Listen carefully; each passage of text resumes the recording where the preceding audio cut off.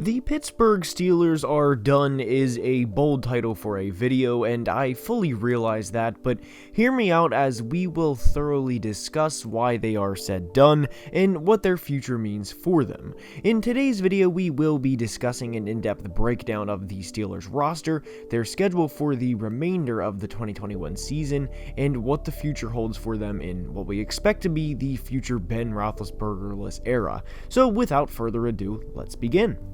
And when discussing the Steelers' 2021 season, it certainly is much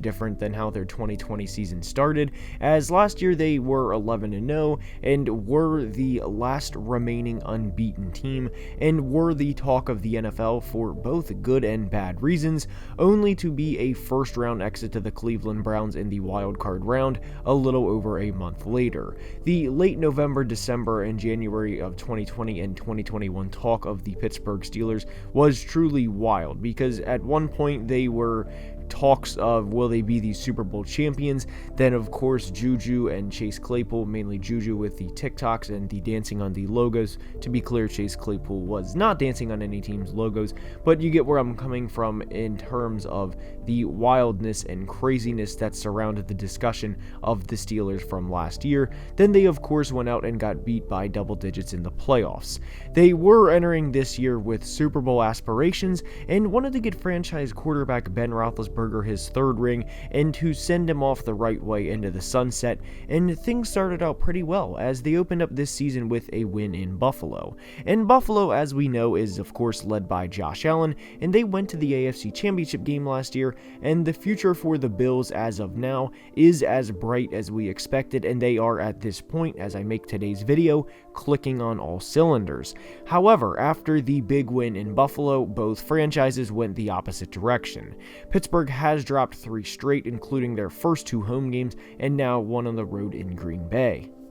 They play Denver this weekend at home, and I fully realize while making this video that they have a very good chance of winning this game and improving to 2-3 on the year. If they don't and start out 1-4, then I do think everyone, even the most loyal Steelers fans at this point, would agree the season is done, as coming back from that type of start would be nearly impossible. But after the Broncos, they play Seattle at home, and as I record this early Friday afternoon, we do not know the extent of Russell Wilson's injury and if he will be out for 0 games or if he will be out for 2 months. Obviously, we hope the total is 0 games, but the future is unknown at this point regarding Russell. So through 6, we are looking at a best case 3-3 record and worst case 1-5 for the Steelers. And if Russ plays, then 2-4 is certainly in the cards as well for them. The Week 7 game I do see at this point in time is a for sure loss, as it is at the Cleveland Browns,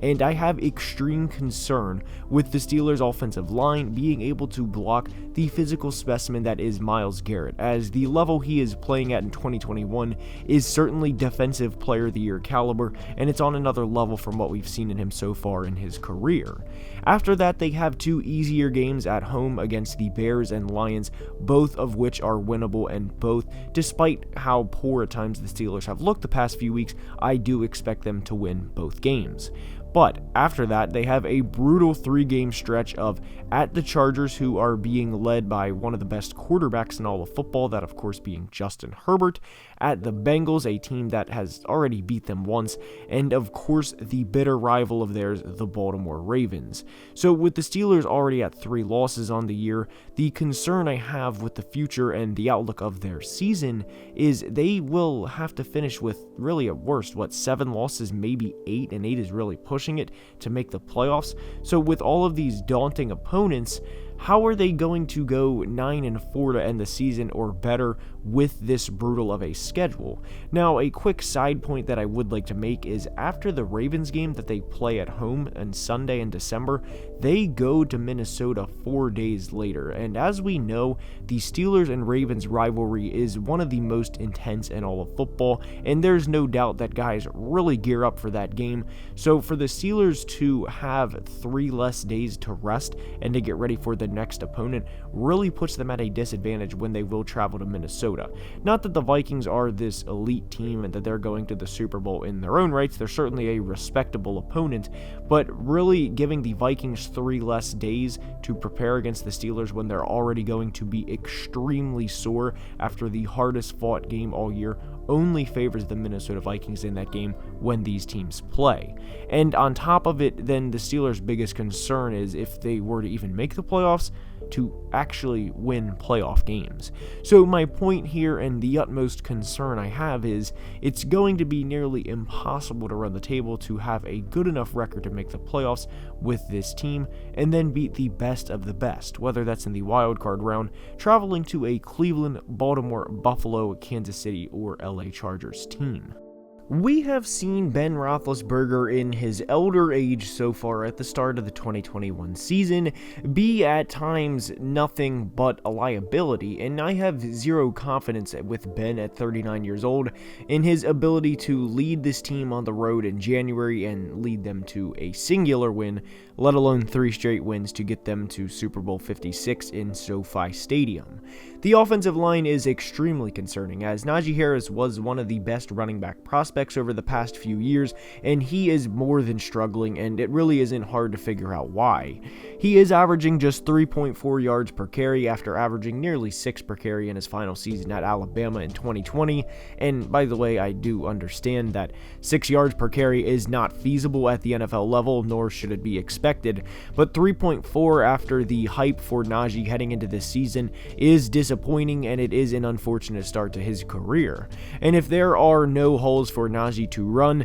not surprisingly, Ben does not have a lot of time to throw the ball in the pocket, and when he moves around, it is ugly, and I'll leave it at that. Ben shuffled around and pump fakes and buys times any way he possibly can at his old age, but the results are not great through what is now nearly a quarter of the way through the season, given we added the extra 17th game. Ben has not had a single game with a passer rating above 100. He is very shaky at times in the pocket and has almost a scared mindset back there at times, and due in large part to the Steelers' offensive line, aging quarterback and immobile quarterback at that, and other teams simply being more talented than their roster is as a whole, they are, in a sense, done because they're not going to be able to win games when they need to. The difference between, and here's key, competing and winning is huge in the NFL, and we see that with a lot of teams. Some teams find ways to win games while other teams find ways to lose games, and to paraphrase what Max Kellerman here, with the universe on the line,